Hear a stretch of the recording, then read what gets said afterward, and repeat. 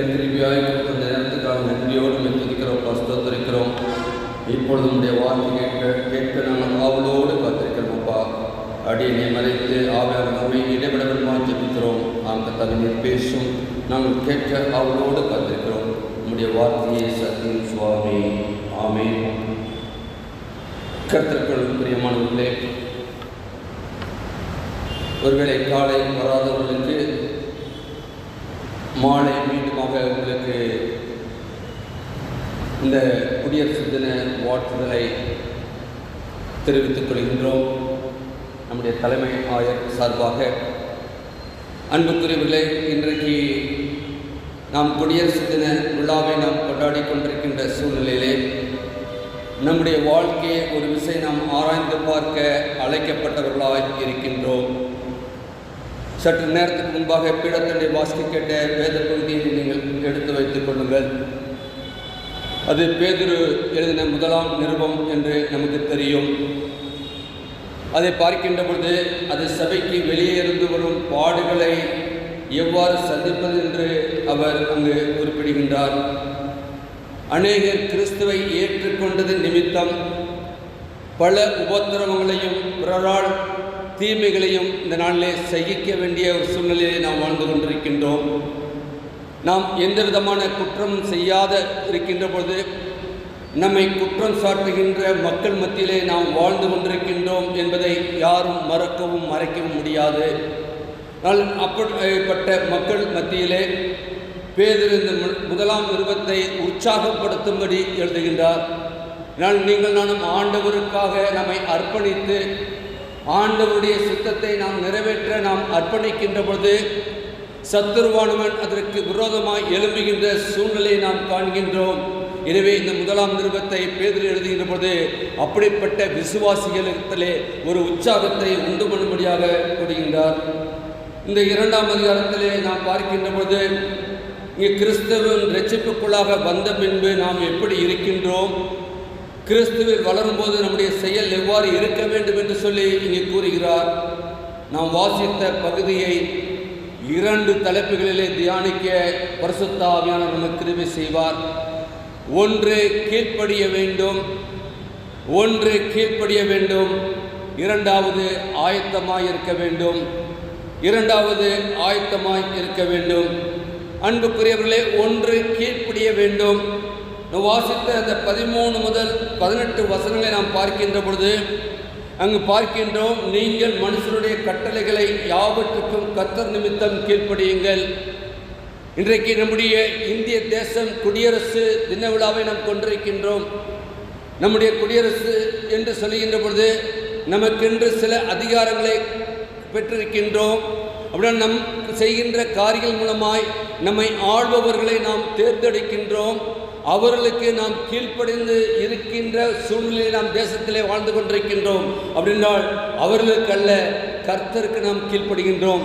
ஏன்னா நம்முடைய வாழ்க்கையிலே கர்த்தர் இடைப்படுகின்றவராக இருக்கிறார் என்றால் மேலான அதிகாரம் உள்ள ராஜாக்களுக்கு ஆனாலும் சரி, தீமை செய்கிறவர்களுக்கு ஆக்கினையும் நன்மை செய்கிறவர்களுக்கு புகழ்ச்சியும் உண்டாகும்படி அவனால் அனுப்பப்பட்ட அதிகாரிக்கு ஆனாலும் என்ன செய்யணுமா, கீழ்ப்படியணுமா. இன்றைக்கு பாருங்க, கீழ்ப்படுதல் என்பது ஏதோ கர்த்தருக்கு மட்டுமல்ல, ஒருவேளை நமக்கு மேல் உள்ள அதிகாரம் உள்ள ராஜாக்களுக்கானும் தீமை செய்து நம்மை ஆக்கினை தீர்ப்புக்குள்ளாக தீர்க்கின்ற யாராக இருந்தாலும் கூட நாம் அவர்களுக்கு கீழ்ப்படிய வேண்டும் என்று சொல்லி இங்கே நாம் பார்க்கின்றோம். கர்த்தர் நிமித்தம் கீழ்ப்படியுங்கள். தேவனே எல்லா அதிகாரங்களுக்கும் மேலான அதிகாரமுடையவர் என்பதை நாம் அறிந்திருக்கின்றோம். ஏனால் அவருடைய நாமம் என்பது வானோர் பூதளத்தோர் பூமியின் கீழாளர்கள் எல்லாருடைய முழங்கும்படியான அவருடைய நாமம் நமக்கு கொடுக்கப்பட்டிருக்கின்றது. அவருடைய நாமமே அல்லாமல் வேறே நாமம் நமக்கு கொடுக்கப்படவில்லை. இயேசு என்ற நாமத்தினாலே நீங்களும் நானும் ஜெயம் எடுக்கும்படியாய் கர்த்தர் நம்மை அழைத்திருக்கின்றார். அவருடைய பிள்ளைகளாய் நாம் இருக்கின்றோம் என்று சொன்னால் நாம் ஜெயம் எடுக்கின்றவர்களாய் இருக்கின்றோம். ஏன்னா நாம் ஆராதிக்கின்ற தேவன் ஜெய கிறிஸ்துவாய் இருக்கின்றார். அவரை எந்த சூழ்நிலையும் யாரும் அவரை எந்த இதிலும் அவர் ஒப்புக் கொடுக்காதபடி அவரை மரணத்திற்குள்ளாக தீர்க்க முடியவில்லை என்று நாம் அறிந்திருக்கின்றோம். கொலோசியர் 3ஆம் அதிகாரத்திலே பார்க்கின்ற பொழுது எடுத்தவர் வாசிக்கலாம். 3ஆம் அதிகாரம் 22 முதல் 25 வசனங்கள். கொலோசியர் 3ஆம் அதிகாரம் 22.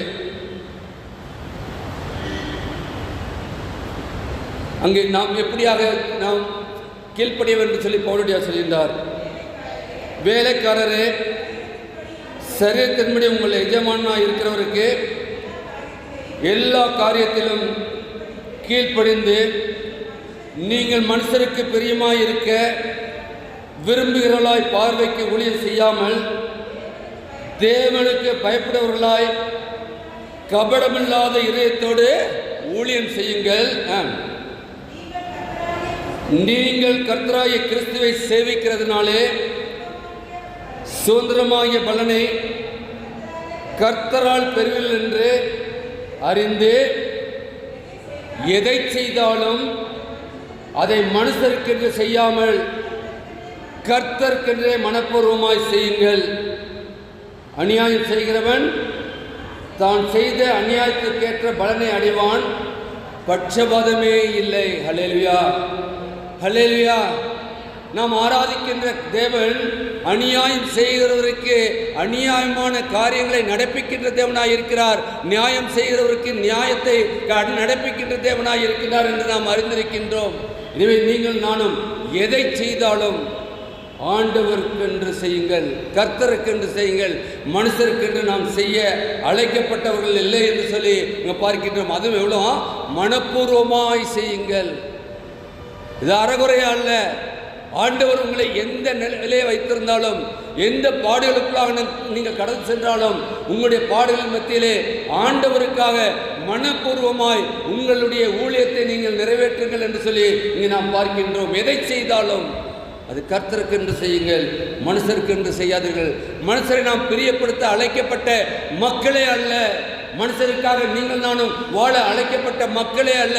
மனுஷருடைய நாசில் சுவாசம் உள்ள மனிதனை நம்புவதை பார்க்கலாம் கர்த்தர் மேல் பற்றுதலாய் இருப்பதே நலம். அன்றைக்கு நாசிலே சுவாசம் உள்ள மனுஷன் பொய்யனும் பொய்யுக்கு பிதாவுமாகிய சத்துருவால் இன்றைக்கு ஜெயம் எடுத்துக் கொண்டிருக்கின்றார்கள். அவர்கள் ஜெயம் எடுப்பது ஒரு நிரந்தரம் அல்ல. சத்துருடைய வாழ்க்கையை முறியடிக்கும்போதுதான் ஆண்டவராகிய இயேசு கிறிஸ்து இந்த உலகத்திலே அவர் வந்தார். சத்துருவை குதிகாலிலே நெருக்கினார் என்று நாம் பார்க்கின்றோம். அவர் ஜெயமெடுத்த கிறிஸ்து. எனவே நீங்கள் நானும் கர்த்தருக்கென்று நாம் மனப்பூர்வமாய் கீழ்ப்படிந்திருக்க அழைக்கப்படுகிறோம். கிறிஸ்து பிதாவுக்கு தன்னை கீழ்ப்படுத்தியது போன்று நாமும் கீழ்ப்படிய வேண்டும். நமக்கு தெரியல, ஆண்டவராகிய இயேசு கிறிஸ்து இந்த உலகத்திலே வந்தாரே, வந்ததின் நோக்கம் என்ன? உங்களையும் என்னையும் ரட்சிக்கும்படியாக அல்லவா வந்தார். வந்தது மட்டுமல்ல, அவர் தன்னை சிலுவை மரண பரியந்தம் கீழ்ப்படுத்தினாரே. எதற்கு? ஒரு பாவமும் அறியாத அவர் உங்களுக்காகவும் எனக்காகவும் நீங்களும் நானும் செய்த பாவத்தின் நிமித்தம் அவர் தன்னை முற்றிலுமாக பாவ நிவாரண பலியாக சிலுவை மரண பரியந்தம் ஒப்பு கொடுத்தாரே. அப்படினால் நீங்கள் நானும் அப்படியாக வாழ அழைக்கப்படுகின்றோம். எல்லா அதிகாரத்துக்காகவும் நாம் கீழ்ப்படுகின்ற பொழுது ஏதோ நாம் ஒன்றுமற்றவர்கள் அல்ல, ஆண்டவருக்குள்ளாக நாம் இருக்கின்றோம். நமக்கு மேலாக உள்ள அதிகாரம் உள்ளவர்களுக்கு நாம் கீழ்ப்படுகின்றோம். நாம் கர்த்தருக்கு கீழ்ப்படுகின்றோம். ஏனால் தேவ பயமற்ற உலகத்திலே நாம் தேவ பயத்தோடு நாம் வாழ்வதற்கு கிறிஸ்து ஒரு முன்மாதிரியாய், நமக்கு ஒரு தூண்டுகோலாய், நமக்கு ஒரு ஒளி விளக்காய் அவர் இருக்கின்றார். நீங்கள் நானும் வருகின்ற பொழுது ஆலயத்திலே நாம் காண்பது அவருடைய சிலுவை அல்லவா? அவருடைய சிலுவை அல்லவா? அந்த சிலுவையிலே அவர் செய்த தியாகம் அல்லவா? நீங்கள் நானும் தியாகத்தோடு கூட இந்த உலகத்திலே வாழவும் சத்துருவை மேற்கொள்ளவும் அவர் சொல்லுகின்ற பொழுது மரணமே உன் கூரெங்கே, பாதாளமே உன் ஜெயம் எங்கே என்று சொல்லி வெற்றி சிறந்த கிறிஸ்துவை நாம் ஆராதிக்கின்றோம். அப்படின்னு நாம் எந்த சூழ்நிலையிலும் கீழ்ப்படிய அழைக்கப்படுகின்றோம். ஆண்டவருக்கு கர்த்தருக்கு நாம் கீழ்ப்படுத்திக் கொண்டிருக்கிறோம். கர்த்தருடைய வார்த்தைக்கு நாம் செவிசாய்த்துக் கொண்டிருக்கின்றோம் என்பதை நாம் அறிந்து நாம் செயல்பட அழைக்கப்பட்டவர்களாய் இருக்கின்றோம்.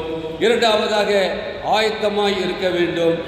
ஆயத்தமாய் இருக்க வேண்டும் என்று சொல்கிற பொழுது அதே நாம் வாசித்த 1 பேதுருவிலே பார்க்கிற பொழுது 2ஆம் அதிகாரம் 19 முதல் 25 வசனங்களை நாம் பார்ப்போம் என்று சொன்னால், தவறு செய்து தண்டனையை அனுபவிப்பது என்பது அல்ல, பாடு ஆயத்தமாய் இருக்கின்றது. நாம் பாடுகளுக்குள்ளாக வாழ வேண்டும். நமக்கு வருகின்ற பாடுகள் எப்படி வருகின்றது, எந்த விதத்திலே வருகின்றது என்பதை நாம் அறியோம். ஆனால் பாடுகளுக்குள்ளாக ஆண்டவர் நம்மை நடத்தினாலும், பாடுகளுக்குள்ளாக ஆண்டவர் எப்படி கடந்து சென்றாரோ, அந்த கெத்செமனே தோட்டத்திலே அவர் இருந்து கல்வாரி மட்டுமாக அந்த கோர சிலுவையை சுமந்து சென்றாரோ, எத்தனை வேதனைகள், எத்தனை பாடுகள், அப்படி பாடுகளுக்குள்ளாக அவர் கடந்து சென்றாலும் கூட அவர் எல்லாவற்றையும் அவர் அதுக்கு ஆயத்தமாயிருந்தார். நமக்கு நன்கு தெரிந்த ஒன்று. அவர் கெத்செமனே தோட்டத்தில் ஜெபிக்கின்ற பொழுது பிதாவை நோக்கி என்ன வேண்டார்? பிதாவே, இந்த பாத்திரம் என்னை விட்டு நீங்க கூடுமானால் நீங்க கடவுது, ஆனாலும் என்னுடைய சித்தம் அல்ல, உம்முடைய சித்தம். ஆனால் அவருக்கு தெரியும் என்ன பாடுபட போகிறோம் என்று சொல்லி. ஆனால் அந்த பாடுக்கு தன்னை ஒப்பு கொடுத்தாரு. அதனால் நமக்கு வரக்கூடிய பாடுகளிலே நாம் ஜெயம் எடுக்கும்படியாகத்தான் ஆண்டவர் எல்லாவற்றையும் சிலுவையிலே சுமந்து தீர்த்து விட்டார். நம்முடைய வியாதியை அவர் சிலுவையிலே சுமந்து தீர்த்து விட்டார். நம்முடைய வேதனையை அவர் சுமந்து தீர்த்து விட்டார். நமக்கு வரக்கூடிய பாடுகளை அவர் சுமந்து தீர்த்து விட்டார். இதனால் நம்முடைய பாடுகள் என்பது இந்த உலகத்துக்கு உரிய பாடுகளாக இருக்கலாம், ஆனால் உன்னத ஆண்டவருக்கு ஒரு மகிமை சேர்க்கின்ற பாடுகளாக இருக்கும். அவருக்கு நாம் மகிமை சேர்க்கின்ற ஒரு வாழ்க்கை வாழத்தான் இந்த உலகத்திலே அழைக்கப்பட்டவர்களாக இருக்கின்றோம். ஏசாயா தீர்க்கதரிசி புஸ்தகம் 53ஆம் அதிகாரத்தில் சொல்கின்ற பொழுது அங்கு 3 முதல் 9 வசனங்களை பார்க்கின்ற சொன்னால் அங்கு பார்க்கின்றோம் பாடுகள் என்பது ஆண்டவருக்கு எப்படிப்பட்ட பாடுகள் வந்தது, ஆண்டவர் அந்த பாடுகளுக்குள்ளாக எப்படி கடந்து சென்றார் என்று சொல்லி அங்கு பார்க்கின்ற பொழுது அங்கு 53ஆம் அதிகாரம் அவர் பாட போகும்போது அது எதையும் அவர் பொருட்படுத்தவில்லை. அதற்கு மாறாக அவர் சொல்லுகின்ற காரியங்கள் 3 முதல் 59ஆம் அதிகாரம் 3 முதல் அவர் அசட்டை பண்ணப்பட்டவரும் மனுஷரால் புறக்கணிக்கப்பட்டவரும் துக்கம் நிறைந்தவரும் பாடு அனுபவிக்கிறவருமாய் இருந்தார். அவரை விட்டு நம்முடைய முகங்களை மறைத்துக் கொண்டோம். அவர் அசட்டை பண்ணப்பட்டிருந்தார், அவரை எண்ணாமல் போனோம்.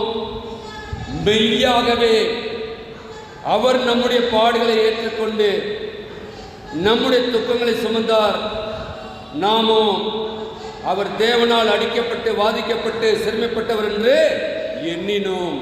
அவர் நமக்காக பாடுபட்டிருக்கின்றார் என்று சொல்லி நாம் இருக்கவும், அது மட்டுமல்ல கடைசியாக 9ஆம் வசனத்தில் சொல்லப்படுகிறது, துன்மார்க்கரோடே அவருடைய பிரேத குழிகள் நியமித்தார்கள், ஆனாலும் அவர் மரித்த போது ஐஸ்வர்வனோடு இருந்தார். அவர் கொடுமை செய்யவும் இல்லை, அவர் வாயில் வஞ்சனை இருந்ததும் இல்லை. ஹல்லேலூயா. இன்னைக்கு நம்முடைய வாழ்க்கையை நாம் ஆராய்ந்து பார்க்க அழைக்கப்படுகின்றோம். நம்முடைய வஞ்சனையான பேச்சுக்கள் இன்றைக்கு மக்கள் மத்தியிலே இன்றைக்கு இருக்கின்றது. அவருடைய வார்த்தை ஒரு கொடுமை உள்ளதா இருக்கின்றது.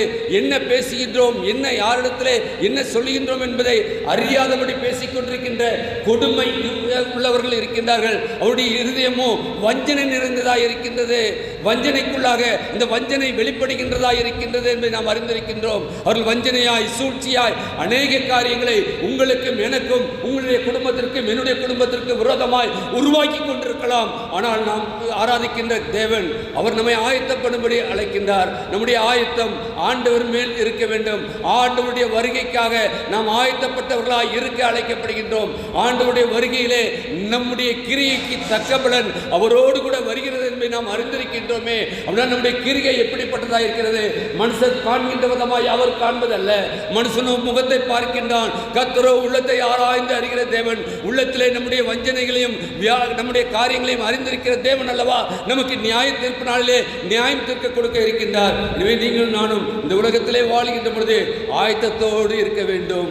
இன்றைக்கு முடிவை பாருங்கள். இன்னைக்கு எப்படி எந்த நேரத்திலே வருகிறது என்பதை நாம் அறிந்து பார்க்க முடியவில்லை. கடந்த வாரத்திலே திடீரென்று ஐயா அவர்கள் ஒருவர் இறந்த பிரேயர் மீட்டிங் போகணும்னு சொல்லிட்டார்.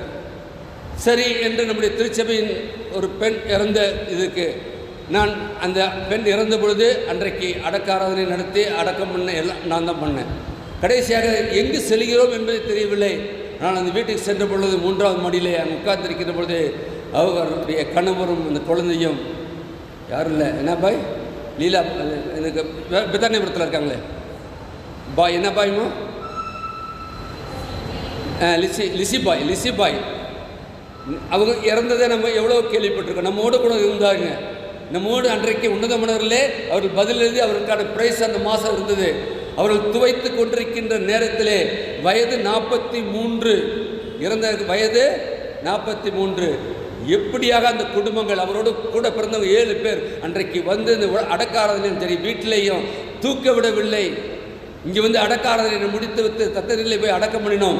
திடீரென்று ஐயா சொல்லிவிட்டார். அங்கே போனால் இன்றைக்கும் அந்த கணவருடைய கண்ணீர், ஒரே மகன் அவனுடைய கண்ணீர், முழு குடும்பமும் கண்ணீரோடு இருக்கின்றது. ஆறுதலுடைய வார்த்தையை பகிர்ந்து கொள்ள முடியாது. அழைக்கப்பட்ட பொழுது எனக்கே இனம் புரியாதது. ஐயாவிடத்தில் கேட்பது ஜெயந்திபுரம் என்று சொல்லிட்டாரு, இவங்களும் தெரியாது.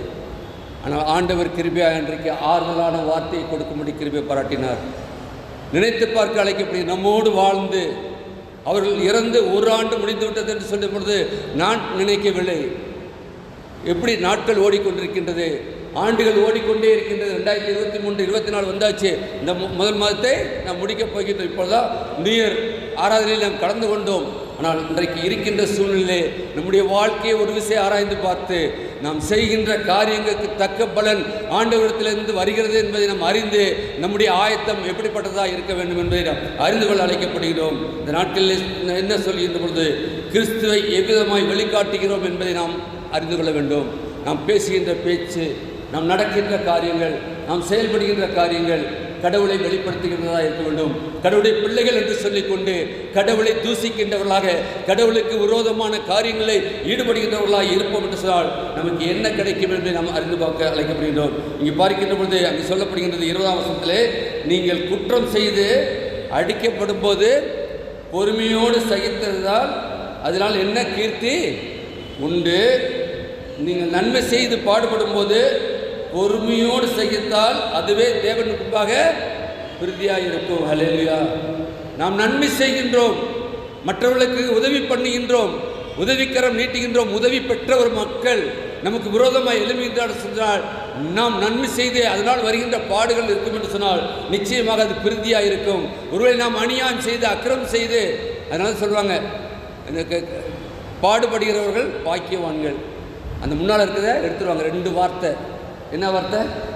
நீதி நிமித்தம் துன்பப்படுகிறவர்கள் பாக்கியவான்கள். ஆனால் என்ன பண்ணுவாங்க? நீதி எடுத்துருவாங்க, துன்பப்படுகிறவர்கள் பாக்கியவான்கள். நான் கிறிஸ்தவ ஏற்றுக்கொண்டேன், கிறிஸ்தவ நான் இந்த உலகத்தில் வாழ்கிறேன், இனிமே நான் துன்பப்படுகின்றேன், நான் பாக்கியவான் சொல்லி வாழ்ந்து கொண்டிருக்கின்ற ஒரு சமுதாயத்தில் இருக்கின்றோம். ஒருவேளை கிறிஸ்துவை அறியாத புறமஸ்தர்களாக இருக்கலாம், இருந்தாலும் பரவாயில்லை. கிறிஸ்துவை அறிந்து கிறிஸ்துவுக்குள்ளாக வாழ்கிறேன் என்று சொல்லி வெளிரங்கமான வேஷம் தரித்து கொண்டு இன்னைக்கு வாழ்ந்து கொண்டிருக்கின்றவர்கள் என்ன செய்யலாம்? நீதி நிமித்தம், அநியாயத்துக்கு அல்ல, நீதி நிமித்தம் நாம் வாழ்கின்ற பொழுது நமக்கு பலன் என்ன என்று பார்க்கின்றோம். அங்கே பார்க்கின்ற பொழுது இதே லூக்கா 6ஆம் அதிகாரத்தை பார்க்கின்ற பொழுது லூக்கா 6:32, 33, 34 வசனங்கள் பலன் என்ன என்று சொல்லி அங்கே இயேசு சுவாமி சொல்கின்றார். நமக்கு தெரியும் லூக்கா 6ஆம் அதிகாரத்தில் லூக்கா 6:32,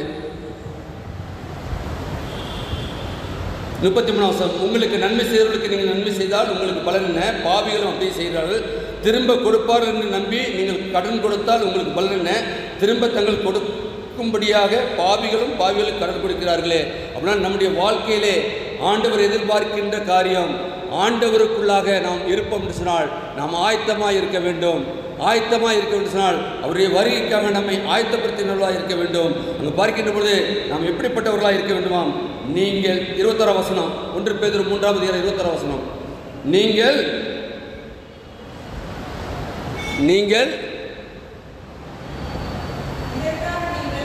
இதற்காக நீங்கள் அழைக்கப்பட்டிருக்கிறீர்கள், ஏனெனில் கிறிஸ்துவும் உங்களுக்காக பாடுபட்டு நீங்கள் தம்முடைய அடிச்சுவட்டுகளை தொடர்ந்து வரும்படி உங்களுக்கு மாதிரியை பின் வைத்து போனார். ஆண்டவர் நமக்கு ஒரு முன்மாதிரியான வாழ்க்கையை வைத்திருக்கின்றார். ஆண்டவர் என்ன வாழ்க்கை? யார் அவர்களை கொலை செய்தது? அவரிடத்தில் நன்மை பெற்றவர்கள் அல்லவா? அவர் இந்த உலகத்திலே வாழ்ந்த பொழுது நன்மை செய்கிறவர்களாகவே சுற்றித் திரிந்தார் என்று வேதவசனம் சொல்கிறது. அவர் செல்கின்ற இடங்களிலெல்லாம் யாரெல்லாம் வந்தார்களோ அவர்களுக்கெல்லாம் நன்மை செய்தார். ஆனால் நன்மை பெற்ற மக்களே கடைசியாக அவர்கள் செய்த காரியம் என்ன? இந்த பரபாசை விடுதலை பண்ணவா, இயேசு விடுதலை பண்ணவா என்று சொன்ன பொழுது அங்கு என்ன நடந்தது? பரபாசைகளுக்கு விடுதலை பண்ணோம், ஆண்டவரை சிலுவிலே அறையும் என்று சொன்னார்களே. அப்படி என்றால் யார்? நன்மை பெற்ற மக்கள். நாம் நன்மை செய்து கொண்டே இருக்கின்ற மக்களாக இருக்கின்றோம். நன்மையை பெற்ற மக்கள் தான் அன்றைக்கு ஆண்டவர் நமக்கு முன்மாதிரியான வைக்கை. நம்முடைய வாழ்க்கையிலே அப்படிப்பட்ட ஒரு பாடுகள் வரும் என்று சொன்னால் நீங்களும் நானும் ஆண்டவரை நோக்கி பார்ப்போம். ஆண்டவராகிய இயேசு கிறிஸ்து நமக்கு ஒரு முன்மாதிரியான வாழ்க்கை. யாரெல்லாம் நன்மை பெற்றார்களோ, இன்னைக்கு அநேகர் அப்படித்தான், அநேகருடைய வாழ்க்கை அப்படித்தான். ஆனால் இன்றைக்கு நம்முடைய வாழ்க்கையை நாம் ஒரு விஷயம் ஆராய்ந்து பார்க்க அழைக்கப்படுகின்றோம். இதான் பார்க்கின்ற பொழுது மத்தேயு 16:24 ஒருவன் என்னை பின்பற்ற விரும்பினால் தன்னைத்தான் வெறுத்து தன் சிலுவை எடுத்துக்கொண்டு வர வேண்டும். நம்முடைய வாழ்க்கையிலே சிலுவை வைக்கப்பட்டிருக்கின்றது. சிலுவை நோக்கி பார்க்க மட்டுமல்ல, நீங்கள் நானும் இந்த உலகத்திலே சிலுவை சுமக்கின்றவர்களாய் இருக்க அழைக்கப்படுகின்றோம். சிலுவை என்பது ஒரு பாரமாம். ஏனென்றால் ஆண்டவர் சுமந்தாரே, நமக்கு முன்மாதிரியாக வைத்திருக்கிறாரே. அதனால் ஆண்டவருடைய ஊழியக்காரனாக, ஆண்டவருடைய ஊழியக்காரியாக அழைக்கப்பட்டிருக்கிற நீங்கள் நானும் எல்லாரும் ஊழியக்காரர். எல்லாரும் இன்னைக்கு காலை 10:30 மணிக்கு ஒரு திருமுழுக்கு ஆராதனை நடைபெற்றது. அதனுடைய காரணம் என்ன? திருமுழுக்கின் மூலமாய் அந்த பிள்ளையை நாம் திருச்சபையிலே இணைக்கின்றோம். பிதா, குமாரன், பரிசுத்தாவின் நாமத்தினாலே நாம் பிரதிஷ்டை பண்ணுகின்ற பொழுது, அன்றைக்கு ஆண்டவராய் இயேசு கிறிஸ்து யோர்தானிலே ஆற்றிலே எப்படி அவர் ஞானஸ்தானம் பெற்றாரோ, அப்பொழுது அங்கு வானத்திலிருந்து புறா வடிவிலே பரிசுத்தாவியானவர், இவர் என் நேசகுமாரன், இவரில் பிரியமாய் இருக்கிறேன் என்று சொல்லி வாக்குப்படினாரே. அந்த வாக்கு தத்தம் இன்றைக்கு உங்களுடைய வாழ்க்கையிலும் என்னுடைய வாழ்க்கையிலும் நிறைவேறிக் கொண்டிருக்கின்றது. நீங்கள் நானும் ஆண்டவருடைய மகனாக, மகளாக இந்த உலகத்திலே வாழ்ந்து கொண்டிருக்கின்றோம். எனவே நீங்கள் அதை அறிந்து செயல்பட அழைக்கப்படுகின்றோம். 1 தெசலோனிக்கேயர் 3:3 வசனத்தை பார்க்கின்ற பொழுது, இப்படிப்பட்ட உபத்திரங்களை சகிக்க நாம் நியமிக்கப்பட்டிருக்கின்றோம் என்று நீங்கள் அறிந்திருக்கிறீர்களே. நமக்கு உபத்திரங்களை நாம் சகிக்க வேண்டும். உபத்திரங்கள் வரும். வாழ்க்கையிலே உபத்திரம் இல்லாத ஒரு சூழ்நிலை அல்ல. ஒன்று பனால் ஒன்று இன்றைக்கு நாம் கடந்து கொண்டே வந்து கொண்டிருக்கின்றோம். அப்படின்னா நம்முடைய வாழ்க்கையிலே கடந்து வருகின்ற பொழுது ஆண்டவர் நம்மோடு பயணிக்கின்றவராயிருக்கிறார். அவருடைய வேதத்திலே நாம் இன்னும் ஆழமாய் அவருடைய சத்தியத்திலே வளர்க்கப்படுகின்றவராய் இருக்கின்றோம் என்பதை நாம் அறிந்து கொள்ள அழைக்கப்படுகிறோம். ஆண்டவராய் இயேசு கிறிஸ்து தான் நமக்கு பலனை கொடுக்கின்றவராய் இருக்கின்றார். அப்போஸ்தலனாகிய பவுலுடைய வாழ்க்கையிலே முள் கொடுக்கப்பட்டது. ஆனால் அவர் என்ன செய்தார்? ஆண்டவருடைய திருச்சமூகத்திலே 3 முறை வேண்டுதல் செய்தார். ஆனால் நடைபெற்ற காரியம் என்ன? என் கிருபை உனக்கு போதும், உன் பலவீனத்தை என் பலன் போகும். ஹல்லேலூயா, ஹல்லேலூயா. இன்னைக்கு அதே ஆண்டவர் தான் நம்ம மத்தியிலே இடைப்பட்டுக் கொண்டிருக்கின்றார். ஒருவேளை அது முள் எடுக்கப்படாமல் இருக்கலாம், ஒருவேளை நாம் முள்ளிலிருந்து நாம் விடுபட முடியாமல் இருக்கலாம். ஆனால் அவருடைய கிருபை நம்மை தாங்குகின்றது. அவருடைய கிருபை நமக்கு போதும். அது மட்டுமல்ல, நம்முடைய பலவீனங்களிலே அவர் பலனை கொடுக்கின்றவராக இருக்கிறார். பலனை பெற்று ஆண்டவருக்கு சாட்சியாக இருக்க அழைக்கப்பட்டவர்களாக இருக்கின்றோம். 1 யோவான் 2:6 வசனத்தை பார்க்கிற பொழுது, அவருக்குள் நிலைத்திருக்கிறோம் என்று சொல்கிறவர்கள் அவர் நடந்தபடியே தானும் நடக்க வேண்டும். வாசிக்கலாமே. அவருக்குள் நிலைத்திருக்கிறேன் என்று சொல்லுகிறவன் அவர் நடந்தபடியே தானும் நடக்க வேண்டும். அவருடைய வழி நம் மாதிரியான வழி. பிதாவுடைய திட்டத்தை நிறைவேற்றும்படியாய் அவர் தன்னை அர்ப்பணித்தார். அனுப்பத்தின் மூலமாய் அவர் சென்ற பாதையை நீங்கள் நானும் கடந்து செல்ல அழைக்கப்பட்டவர்களாக இருக்கின்றோம். அது மட்டுமல்ல, 1 பேதுரு 22 பார்க்கும்போது, அவர் பாவம் செய்யவும் இல்லை, அவர் வாயிலே வஞ்சனை காணப்படவும் இல்லை. ஆனால் அப்படிப்பட்ட ஆண்டவர், ஒரு வஞ்சனையும் இல்லாத ஆண்டவர் உங்களுக்காக எனக்காகவும் பாடுபட்டாரே. அதுதான் பார்க்கின்ற பொழுது அதே ஏசாயா 59:9 சொல்கிற போது, அவர் கொடுமை செய்யவும் இல்லை, வஞ்சனை செய்யவும் இல்லை. அவர் எதுவும் செய்யவில்லை.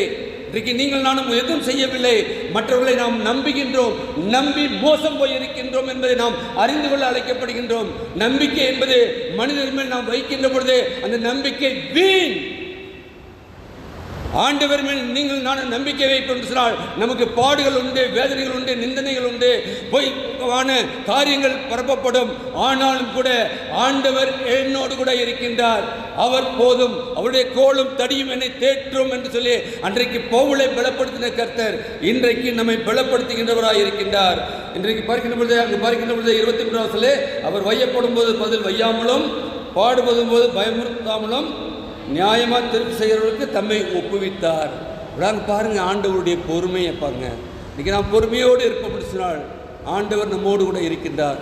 பொறுமையோடு நமக்கு வரக்கூடிய கஷ்டங்களை நாம் அனுபவிப்போம் என்று சொன்னால் நீங்கள் நானும் ஆண்டவருக்குள்ளாக வாழ்ந்து கொண்டிருக்கின்றோம் என்பதை நாம் அறிந்து கொள்ள அழைக்கப்படுகின்றோம். அங்கே பார்க்கின்றோம் லூக்கா 23:46 இயேசு, பிதாவே உடைய கையில் என் ஆவியை ஒப்புவிக்கிறேன் என்று மகா சத்தமாய் கூப்பிட்டார். கடைசியாக அவர் மகா சத்தமாய் தன்னுடைய ஜீவனை கொடுத்தார். மகா சத்தமாய்.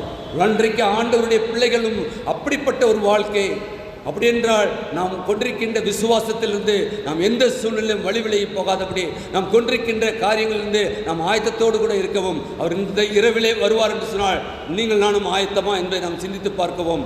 ஒருவேளை நாளை கொடுப்பார் என்று சொன்னால் நாளைய தினத்தில் நமக்கு வைத்திருக்கிற ஓட்டத்தை நீங்கள் நானும் பொறுமையோடு ஓடுவோம். இன்றைக்கு வாழ்க்கை என்பது பொறுமையை நாம் கடைபிடிக்க வேண்டிய வாழ்க்கையாக இருக்கின்றது.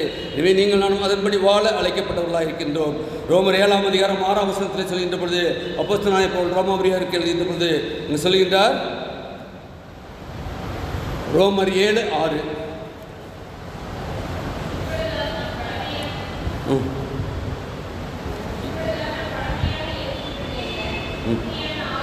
புதுமையான ஆவியின்படி ஊழியம் செய்யத்தக்கதாக நம்மை கட்டியிருந்த நியம பிரமாணத்துக்கு நாம் மறித்தவர்களாகி அதிலிருந்து விடுதலையாக்கப்பட்டிருக்கின்றோம். என்றால் நாம் ஊழியம் செய்கின்ற பொழுது பரிசுத்த ஆவியானவரை கொண்டு நாம் ஊழியம் செய்கின்றவராய் இருக்கின்றோம். கிறிஸ்துவை ஏற்றுக்கொண்ட ஒவ்வொரு விசுவாசியும் ஊழியக்காரராய் இருக்கின்றோம். அப்படினால் நாம் ஊழியம் செய்யும்போது புதுமையான ஆவி, அந்த ஆவி என்ன? ஆண்டவர் நம்மை ஒவ்வொரு நாளும் அவருடைய ஆவியின் அபிஷேகத்தால் நிரப்பிக்கொண்டே இருக்கின்றார். அதற்கு காரணம் என்ன? அவருக்குள்ளாக நாம் ஆயத்தப்பட்டு கொண்டே இருக்கின்றோம். அந்த ஆவியானவர் நம்மை வழிநடத்தி கொண்டே இருக்கின்றார் என்று நான் அறிந்து கொள்ள அழைக்கப்படுகின்றோம். அன்புக்குரியவர்களே, 1 கொரிந்தியர் 15ஆம் அதிகாரம் 3ஆம் வசனத்தை பார்க்கின்ற பொழுது கிறிஸ்துவானவர் வேத வாக்கியம்படி நமது பாவங்களுக்காக மரித்தார். வேத வாக்கியங்களின்படி, ஆண்டவருடைய சித்தம் இல்லாதபடி நம்முடைய வாழ்க்கையில எதுவும் எப்பொழுதும் நடைபெறாது. ஒருவேளை ஒரு ஜன கூட்டம் உங்களுக்கும் எனக்கு விரோதமாக எழும்பினாலும் கூட நீங்களும் நானும் ஜெயமடிக்கின்றவர்களாக இருக்கின்றோம். ஏனால் ஆண்டவருக்காக நாம் ஆயத்தப்பட்டிருக்கின்ற பொழுது ஒரு புதிய ஆவியை கர்த்தர் கொடுக்கிறார், புதிய வல்லமையை கொடுக்கின்றார், புதிய அதிகாரத்தை கொடுக்கின்றார். அந்த அதிகாரத்தை நாம் அதிகாரத்தின்படி நாம் அதை மேற்கொள்ளத்தக்கதான ஒரு வாழ்க்கையை கொடுக்கின்றவராக இருக்கின்றார். 25ஆம் வசனம் சொல்கின்றது, சிறந்த ஆளுகளைப் போல் இருந்தீர்கள், இப்பொழுதோ உங்கள் ஆத்துமாக்களுக்கு மெய்ப்பெரும் கண்காணிமானவரிடத்தில் திருப்பப்பட்டிருக்கிறீர்கள். இப்பொழுதோ, ஆனால் நாம் அதை வாசிக்கின்ற பொழுதெல்லாம் ஒருவேளை நம்முடைய வாழ்க்கையை நாம் ஆராய்ந்து பார்க்க அழைக்கப்படுகின்றோம். நாம் சிதறுண்ட ஆடுகளைப் போல் இருந்தோம். ஆனால் ஆத்துமாவுக்கு மெய்ப்பராகிய ஆண்டவரிடத்திலே, கண்காணிமானவரிடத்திலே நாம் திருப்பப்பட்டிருக்கின்றோம் என்பதை நாம் இருக்க அழைக்கப்படுகின்றோம். ஏசாயா 40:11 மெய்ப்பனை போல தமது மந்தையை மெய்ப்பாருன்னு சொல்லி ஏசாயா சொல்கிறார். மெய்ப்பனை போல நாம் வழி தப்பி போக அல்ல. மெய்ப்பன் ஒரு ஆடை எப்படி மெய்ப்பானோ, அந்த மெய்ப்பனுக்குடைய சத்தத்திற்கு ஆடு எப்படி செவி சாய்க்குமோ அப்படியாக நாம் ஆயத்தமாக இருக்க வேண்டுமாம். ஹல்லேலூயா, ஹல்லேலூயா, ஹல்லேலூயா. காலங்கள் அப்படிப்பட்ட காலமாக இருக்கின்றது. நாம் ஆண்டவருடைய சத்தத்துக்கு மாத்திரம் செவிசாய்க்கின்றவராய். ஏன்னா நம்முடைய மெய்ப்பெண் நல்ல மெய்ப்பெண் என்று நாம் அறிந்திருக்கிறோம். நானே நல்ல மெய்ப்பெண், ஆடுகளுக்காக தன் ஜீவனை கொடுப்பேன் என்று சொல்லி இருக்கின்றார். எனவே அவர் ஜீவனை கொடுத்தது உங்களுக்காகவும் எனக்காகவும் என்பதை நாம் உணர்ந்து பார்த்து, ஆண்டவரே நீர் நல்ல மெய்ப்பெண், நான் ஆடுகளாக இருக்கின்றேன், உம்முடைய சத்தத்துக்கு நான் செவிசாய்க்க இந்த நாளில் எனக்கு கிருபை தாரும் என்று சொல்லி நாம் அவரிடத்திலே ஒப்படைக்க நாம் அழைக்கப்படுகின்றோம். அங்கு பார்க்கின்ற போது ஆடு மேய்த்த தாவீதை அரசனாக்கிய தேவன் அல்லவா? இன்னைக்கு நம்முடைய வாழ்க்கையிலே ஆண்டவர் அந்த பணியை நமக்கு கொடுக்கின்றார். இன்னைக்கு கர்த்தரை அறியாத அநேக மக்கள் இந்த ரோட்டில் பார்க்கிறோம். எவ்வளவு மக்கள் போய் கொண்டிருக்கின்றார்கள், எவ்வளவு மக்கள் குருட்டாட்டத்தோடு கூட அவர் சென்று கொண்டிருக்கின்றார்கள். அவர்களுக்கு நற்செய்தியை அறிவிக்கின்ற பாத்திரங்களாய், அவர்களுக்கு நற்செய்தியை வெளிப்படுத்துகின்ற பாத்திரங்களாய் இந்த தூய இம்மானுவேல் ஆலயத்தின் அங்கமாக இருக்கிற நமக்கு மிகப்பெரிய பொறுப்பு கொடுக்கப்பட்டிருக்கின்றது. அநேக ஆலயங்கள் இருக்கலாம், ஆனால் மதுரை மத்திய பகுதியிலே தூய இம்மானுவேல் ஆலயம் என்று சொல்கின்றது. இம்மானுவேல் என்பதற்கு தேவன் நம்மோடு இருக்கிறார் என்று சொல்லி நாம் சொல்கின்றோமே. ஆனால் God with us என்று சொல்கின்ற பொழுது தேவன் என்னோடு கூட இருக்கிறார் என்றால் என்னுடைய வாழ்க்கையிலே, என்னுடைய செயல்பாட்டிலே தேவன் வெளிப்பட வேண்டும். தேவன் நமக்கு வைத்திருக்கிற எல்லா காரியங்களும் அறிந்திருக்கிறோம். நாம் ஆயத்தப்பட்டிருக்கின்றோமா? சிந்தித்து பார்க்க அழைக்கப்படுகிறோம். நீ வருகின்ற காலங்கள் செல்லாது. காலம் வருகின்ற சூழ்நிலையிலே பார்க்கின்றோம். எங்கு பார்த்தாலும் இன்னைக்கு நாட்டுக்கு நாடு போர், எங்கு பார்த்தாலும் பிரச்சனைகள். இன்றைக்கு பிரச்சனைகளுக்குள்ளாக பிரச்சனை மேல் பிரச்சனையை உண்டு பண்ணி கொண்டிருக்கின்ற சத்துருவானவன் எங்கும் அலைந்து கொண்டிருக்கின்றான். ஆனால் சத்துரு என்றைக்கும் ஜெயம் எடுத்ததாக வேதத்திலே இல்லை.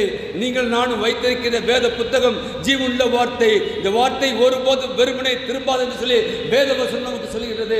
அந்த வார்த்தையை நாம் நம்புவோம், நாம் ஆயத்தப்படுவோம். என்னால் ஆண்டவருக்கு நாம் கீழ்ப்படிந்திருக்கின்ற பொழுது, கீழ்ப்படிதல் என்பது ஆண்டவருக்குள்ளாக நாம் வாழ்கின்றோம். வாழ்வது மட்டுமல்ல, நாம் ஆயத்தமாக இருக்கின்றோம். ஆயத்தமாக இருக்கின்ற பொழுது நிச்சயமாக அவருக்கென்று ஒரு ஜன கூட்டத்தை நீங்கள் நானும் ஆயத்தப்படுத்துகின்றவர்களாய் இந்த உலகத்திலே வாழும்படி கர்த்தர் நம்மை அழைத்திருக்கின்றார். எனவே அப்படிப்பட்ட ஒரு வாழ்க்கை வாழ இதனாலே கர்த்தர் உங்களுக்கும் எனக்கும் கிருபை செய்வாராக. ஆமென். ஜெபம் செய்வோம். மகா கிருபையும் இரக்கமுள்ள கர்த்தாவே, நீர் எங்களுக்கு கிருபையாய் கொடுத்த வார்த்தைக்காக நன்றியோடு துதிக்கிறோம், ஸ்தோத்திரிக்கிறோம். ஆம் கர்த்தாவே, உங்களுடைய வார்த்தை ஒருபோதும் வெறுமனே திரும்பாது என்று சொல்லி கர்த்தாவே வேத வசனம் எங்களுக்கு சொல்கின்றது. இதனாலே நாங்கள் உங்களுடைய வார்த்தையை கேட்டிருக்கின்றோம் அப்பா. ஆம் கர்த்தாவே, இந்த வார்த்தை எங்களுக்குள்ளாக கிரியை செய்யவும் 1, 30, 60, 100 பலம் தர வேண்டுமாய் ஜெபிக்கிறோம்ப்பா. எங்களை முற்றிலுமாக உடைய கருத்தில் அர்ப்பணிக்கின்றோம். ஆம் கர்த்தாவே, நாங்கள் கர்த்தாவே உமக்கு கீழ்ப்படுகின்ற மக்களாய் நீர் வருகின்ற பொழுது உம்மை எதிர்கொண்டு அழைக்க நாங்கள் ஆயத்தப்பட்ட மக்களாய் இருக்க எங்களுக்கு கிருபையாய் மீட்பர் இயேசுவை ஜெபிக்கிறோம் ஜீவன நல்ல பிதாவே, ஆமென்.